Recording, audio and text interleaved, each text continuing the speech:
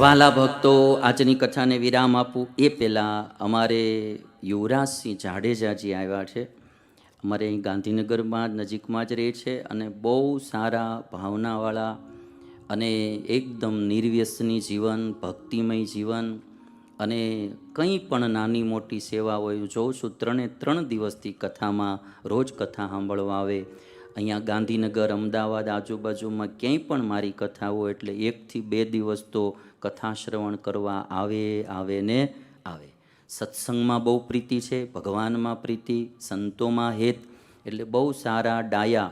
આજે મને એમ થાય કે ભારત વિશ્વગુરુ બને ને તો સારા જુવાનિયા, સંસ્કારી જુવાનિયાથી જ ભારત વિશ્વગુરુ બનવાનો.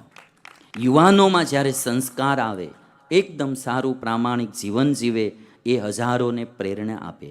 તો અમારે યુવરાજસિંહ અત્રે અહીંયા આવશે. હમણાં હું ટાટાનગર કથા કરવા ગયેલો, જમશેદપુર. એક આપણા નવસારીના મૂળ રતનજી ટાટા કંપનીના સ્થાપક, સ્ટીલ ઇન્ડસ્ટ્રી મોટી જમશેદપુરમાં સ્થાપી અને એ ફેક્ટરીને કારણે આખું નગર વસ્યું અને પોતાના નામે નગર ઝારખંડ સ્ટેટમાં વસ્યું, જેને જમશેદપુર પણ કહેવાય અને ટાટા નગર પણ કહેવાય. ત્યાં મેં હિન્દીમાં હમણાં રામકથા કરી. એ વખતે મને એક ભાઈએ સરસ મજાની ગાય ભેટમાં આપી. તો આજ મારે યુવરાજસિંહને ગાય ભેટમાં આપી છે. પોતે બી બહુ સારા ડાયાને એનો દીકરો માનવી તો એટલો ભલો ભોળો અને મોજીલો માણા. તો આજે એમને જે એનું સજ્જન જીવન છે ને એ જોઈ રાજી થઈને આ ગાય ભેટમાં દેવી છે. એટલે આજે તું આવી ગયો, બહુ સારું કર્યું. સરસ. બોલો સ્વામિનારાયણ ભગવાન કી.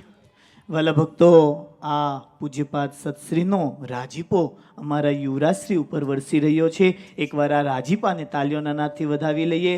વાલા ભક્તો, આપણને ભગવાને આ જિંદગી દીધી છે. આ જિંદગી દ્વારા એવું આપણે કર્મ કરીએ કે આવા મહાપુરુષ આપણા ઉપર રાજી થાય, આવા સંત રાજી થાય. અને જીવનનો આ જ મોટામાં મોટો લાભ છે કે આપણા જીવન, આપણા કર્મ, એના દ્વારા સંતનો રાજીપો થાય, એના આશીર્વાદ મળી જાય. અમારા યુવરાજસિંહ, એમનું જીવન સંત પ્રેમી જીવન છે.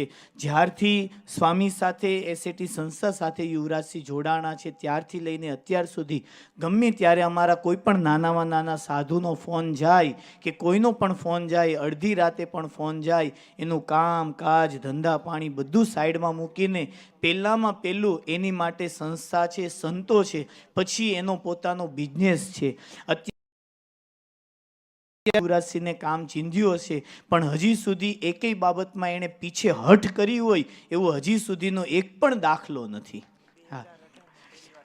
અને 2018માં પહેલા વહેલા સ્વામીની જ્યારે અહીંયા કથા થઈ હતી આપણી અહીંયા પોરમાં જ, ત્યારથી લઈને અત્યાર સુધી 5 વર્ષ થયા. ત્યારે પહેલા વહેલા સ્વામી એના ઘરે ગયા હતા. આપણી અહીંયા પોરની કથામાં જ 5 વર્ષ થયા. 5 વર્ષથી સ્વામી સાથે જોડાયેલા છે.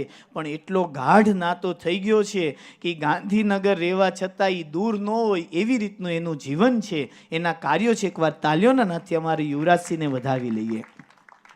સ્વામિનારાયણ ભગવાન વચનામૃતમાં એક વાત લખે, જે અમારી આજ્ઞામાં છે અને લાખો ગાંવ દૂર રહેતો હોય તો પણ એ અમારી સમીપ છે, અને કોક અમારી સમીપમાં રહેતો હોય પણ અમારી આજ્ઞામાં ન રહેતો હોય તો એ અમારાથી લાખો ગાંવ દૂર છે.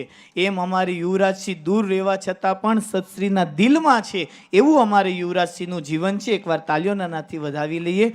ખૂબ યુવરાજસિંહ, આપ અહોભાગ્યશાળી કહેવાઓ કે તમારો ઉપર સ્વામીનો રાજીપો ઉતર્યો. ખૂબ સ્વામી તમારો ઉપર રાજી થયા. તો વાલા ભક્તો, આજની કથા પણ ખૂબ સુંદર, ખૂબ જ ઇન્ટરેસ્ટિંગ કથા હતી. એકવાર તાલીઓના નાદથી આજની કથાને વધાવી લઈએ. ખૂબ સુંદર મજાના સ્વામીએ આખ્યાનો સંભળાવ્યા, ખૂબ સુંદર મજાની બધી વાતો સંભળાવી.